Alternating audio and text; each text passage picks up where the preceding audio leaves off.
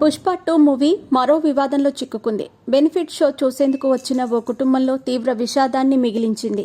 హైదరాబాద్ సంధ్యా థియేటర్లో సినిమాను చూసేందుకు హీరో అల్లు అర్జున్ రావడంతో ఆయన్ను చూసేందుకు జనం ఎగబడ్డారు. దీంతో తొక్కిసలాట, తోపులాట జరిగింది. ఈ ఘటనలో రేవతి, ఆమె 9 ఏళ్ల కుమారుడు శ్రీతేజ్ కింద పడి జనం కాళ్ల మధ్య నలిగిపోయారు. ఈ ఘటనలో తల్లి మృతి చెందగా కొడుకు పరిస్థితి విషమంగా ఉంది. ప్రస్తుతం అతను నిమ్స్ ఆసుపత్రిలో చికిత్స పొందుతున్నాడు. ఈ ఘటనపై అల్లు అర్జున్ పై పోలీసులు కేసు నమోదు చేశారు. మరోవైపు బాధిత కుటుంబాన్ని ఆదుకోవటానికి అల్లు అర్జున్ తో పాటు మైత్రి మూవీ మేకర్స్ ముందుకు వచ్చింది.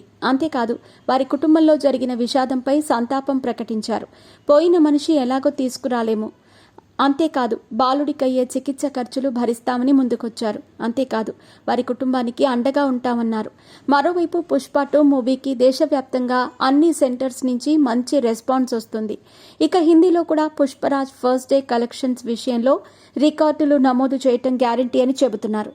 ఒక రీజనల్ హీరో సినిమాకు ఈ రేంజ్లో అక్కడ వసూళ్లు రాబట్టడంపై ట్రేడ్ వర్గాలు ముక్కున వేలేసుకుంటున్నారు.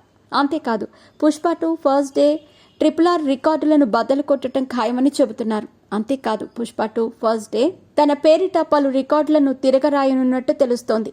మరి కాసేపట్లో ఈ కలెక్షన్స్ కి సంబంధించిన పూర్తి వివరాలు బయటకు రానున్నాయి.